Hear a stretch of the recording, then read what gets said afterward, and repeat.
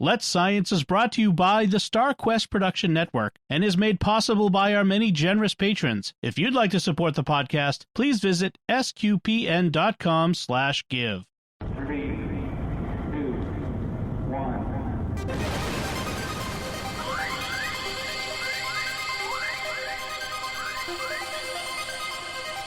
We live in a universe of scientific wonders. Every day, scientists are inching towards breakthroughs which can change our lives. We're playing our small part in sharing these wonders with you. That's why today is a fine day for science. So let's science. Let's get very Australian, guys, because I was so looking forward to this topic. We are going to be talking about dancing cockatoos.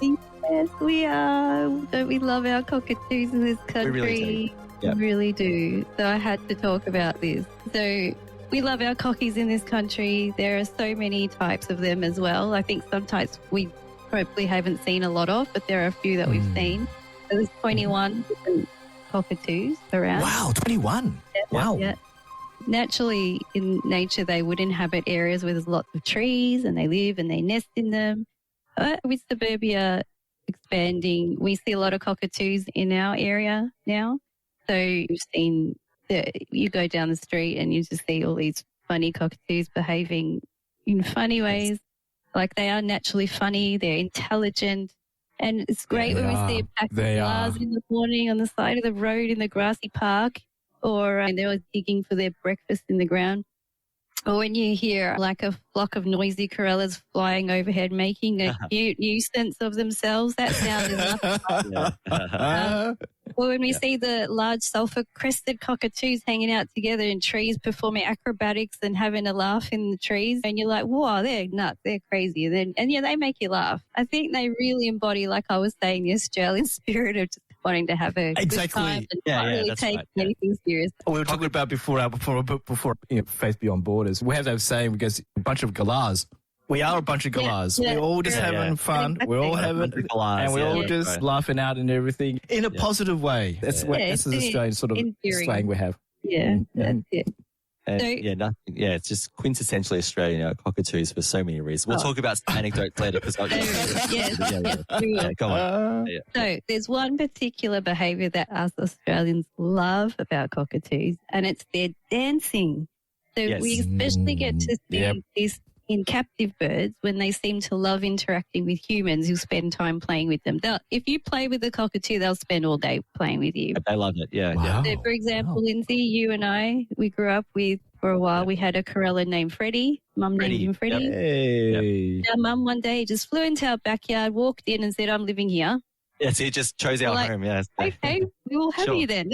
So he's a very happy bird. Yeah. He was. He used to roam about the house. His favourite thing to do with us was to bob up and down and dance. He used to really dance with us. It's hilarious. He had a great time. Like heavy metal like moves and down, almost jumping up and down with his cute little legs. Awesome. We had a ball. Nice. Yeah, and he used to pick fights with the dog as well. Remember, he'd be like, "Whoa!" Yeah, he'd pick a fight. Whoa! And he'd say, "Come on."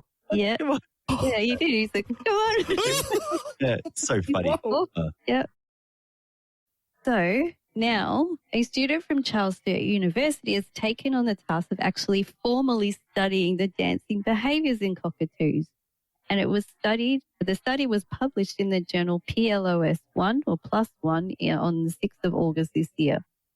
So the research was structured in 2 parts and each designed to answer different questions about cockatoo behaviour. Now, part 1 was a social media study. So the first thing the researchers do was make use of social media.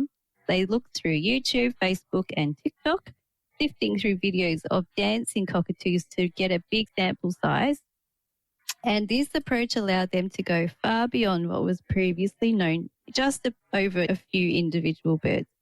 So they found 45 suitable videos with 5 different cockatoo species, and they created a catalogue of dance moves, which they call an ethogram. The species they analysed were the white cockatoo, the Goffin's cockatoo, the sulphur-crested cockatoo, the little corella, who Freddie was, and the Moluccan cockatoo. Now, building on previous research, they were able to identify and describe 17 new dance movements, adding to the known repertoire of these clever birds.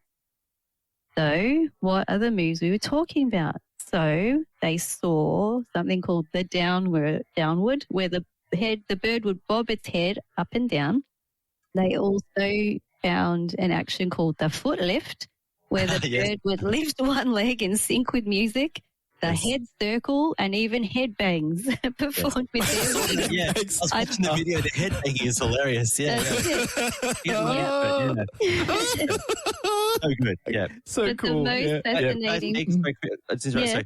Anyone who's look at our show notes. There's a video at the very top in the link we provide, and it's got about a minute and a half of these amazing dance moves. You have to watch it. It'll put a smile on your face. It's It so really good. will. Yeah. This is why we love them so much. Now, the most fascinating part of this first stage was the actual number of unique movements that they did find. And it suggests that some of these movements might be unique, not to a particular parrot, hinting at an amazing level of individual creativity and improvisation by these birds.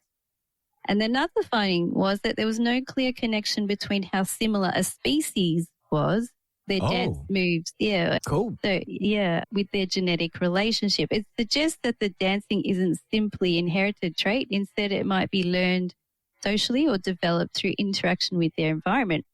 Speaking of which, that led researchers to a second part of the study, which was the zoo experiment. So the second stage involved move from the online world to an experiment set up at Wagga Zoo with 6 cockatoos, which were 3 different species, male and female pairs, and to see if music was a key to unlocking the dance moves.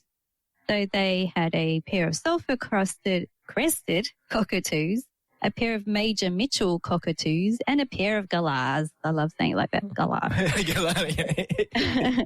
So they were given 3 different treatments over 9 days. So one group was played a pop song on loop, another was played a podcast, and the third was given no audio at all. Was it Catholics? Probably, of course. Actually, the study does mention which podcast it was. You can have a look. Could have been ours. Yes. Yeah. And so these birds, the ones without any treatment, danced with no music at all, but they still danced. So the results were not as expected. So as I mentioned, the birds danced to all 3 treatments. They danced when they heard music, with the podcast, and then with no music. And so they think that music has no significant effect on the bird wanting to dance. Wow. Okay. Doesn't mean that music has no role at all, though. It's just that birds might just simply not have had enough exposure to music since they were in the zoo. Or perhaps the song choice wasn't right. You got to have a good song to dance. You can't just... True. That's true. But the fact they dance to silence and to a podcast suggests that dancing is spontaneous. It's internally motivated behavior. Cool. It could be a form of play. It could be a way for them to interact with their environment or even with their mates. And researchers actually did note that the dance moves were similar to courtship displays seen in wild cockatoos. So maybe dancing has evolved from this. Wow. So the takeaways really were that research shows that dancing cockatoos is a diverse behavior, not just a cute novelty, even though we love it. It's complex, spontaneous, and it provides valuable insights into the welfare of the birds and the cognition. So when it comes to welfare, dance could be a sign of a happy, healthy, and well cared for bird. It might be playing. It's like self-rewarding behavior. It shows a positive state of mind. And for those who keep parrots in captivity, like we did once, suggest that music playback could be a valuable form of enrichment, or even if it doesn't really directly trigger dance. But I like to dispute that one. Anyway. And on the cognitive front for these birds, there was a complexity and variety of the movements, including the rare moves, and that might be an indicator of creativity in the birds. They're able to synchronize movements to a beat or to people dancing with them, though, but I just threw that one in. So in conclusion, next time you see a cockatoo bopping its head, remember you're witnessing more than just a funny video. You're seeing a glimpse into a complex and intelligent mind, and that they're capable of spontaneous expression, rhythm, and even creativity. So there you go. And I think we really witnessed all that when we had Freddie in our house. Yeah. And when you go to visit bird like parks where they have these birds in large cages, and the birds will always come up to you. You always get that one who wants to talk and dance and chat. They're really cute. So I have an example in a moment. Yeah. yes, go for it. You can insert example here. Let me just provide a warning for anyone who is not Australian who comes to see a cockatoo in a cage, though. They have a very mean bite. So I know we like to touch animals and put our finger out for a lick or a kiss or whatever. Please do not. That is the one rule with Australian animals in general. Yeah, they tend to bite. Yeah, and they're friendly, but the bite is a friendly bite. But it's their beak it's sharp, so it hurts. Yeah, Freddie bit my foot more than on a couple of occasions. Yeah. All right, so a couple of things really quickly on this topic, and I just quickly found this on my phone while you were talking. Yeah. So Moonlit Sanctuary has a beautiful cockatoo there, and this cockatoo when I went there, it was early in the morning, so there weren't many people, which was great. We got in early. It was not many people around. All day because I was on long service leave, not because I skipped work, just in case anyone's like, why my long service leave last year. Cool. And so the cockatoo, I was walking past, it goes, hello. I'm like, oh, okay. I was like, hello, talking to it. We're talking. And then it goes, bye-bye. Like, oh, okay, come with me. So I walked away and then it goes, hello. Oh, I want to talk to you. I was going, hello, bye-bye. So I'm just going to play a video of the sounds. Now, podcasting 101, you don't put your phone to a microphone and play sounds, but I'm going to anyway. I'll just turn the volume up. Okay. I'm going to embarrass myself because you'll hear me talking like the cockatoo. Which one's the And then you'll hear cockatoo? so try and guess which one is the cockatoo. So here we go.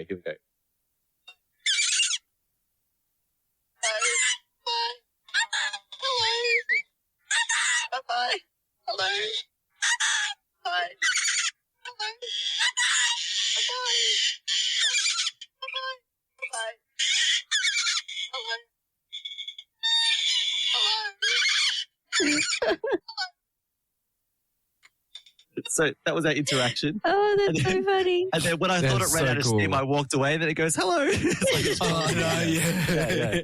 like, another one is a friend of mine from work.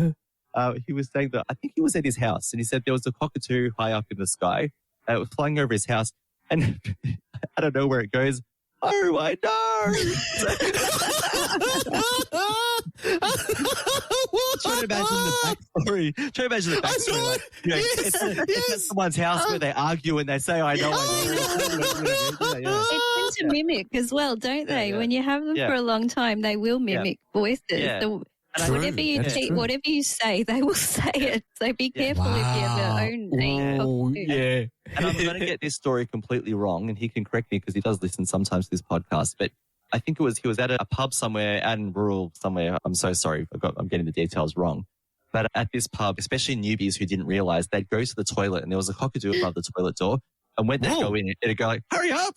What are you doing? Hurry up!" Yeah.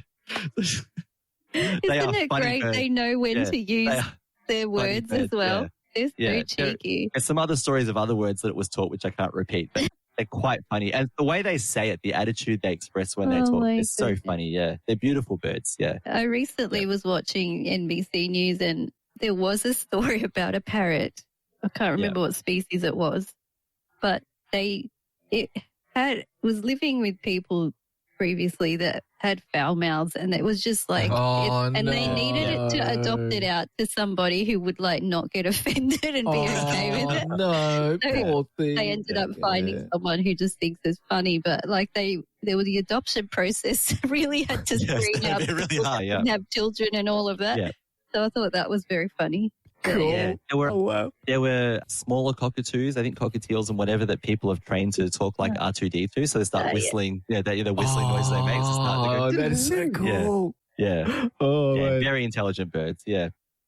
Sorry, guys. Just quickly. The only problem with our cockatoos and everything, we have 2 apple trees. Yes. There's a smorgasbord, and all of them all dancing and going overboard on their apples and. Bernie goes, what's the point? And I go, babe, that's God has given us these animals and we're giving them nourishment and having fun. And she goes, but half of them are on the ground. He goes, that's how to do it. But like you said, Caroline, they have their one foot up. Sorry, one claw up. That's how they eat. Yeah. I was like, wow.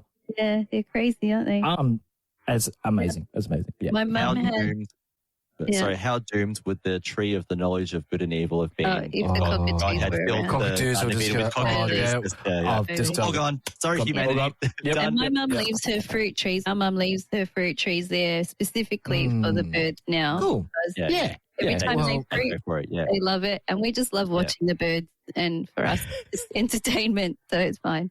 I wonder if Adam and Eve had blamed the Eden cockatoos, God would have believed them. I reckon God would have been convinced by that. Go, yep, typical. Yep, Yeah. not surprised. Yeah, They said something. They should have blamed the birds. Should have blamed the cockatoos. Yeah. If the Garden of Eden was Australia, that would have been the perfect alibi. They would have got away with it. Yeah. Yeah. Well, the sub wasn't planting on prickly pears. They'll definitely won't get. Oh no, I think We had cockatoos will probably get in there. Yeah, no, we had There's a will, there's a way. Yep. Yep, true. the little birds. Yep. Anyway, Wow. we can go on forever, I think. Let's Science is brought to you by StarQuest Media and is a fortnightly podcast that brings you the scientific wonders of our universe from a distinctly Catholic point of view. For more from Caroline, Lindsay, and friends, listen to the StarQuest show, Catholics of Oz. Find links from today's show at sqpn.com/science and find the Catholics of Oz at sqpn.com/Oz. Be sure to follow the show in Apple Podcasts, Google Play, wherever you can find podcasts, or on the SQPN YouTube channel.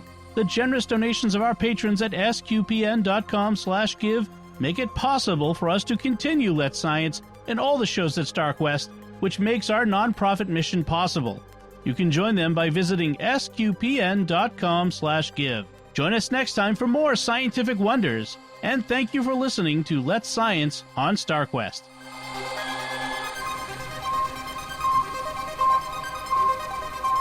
Here's another show on the StarQuest Network you're sure to enjoy, Vatican II in a Year. Find it wherever fine podcasts are found or at sqpn.com/Vatican.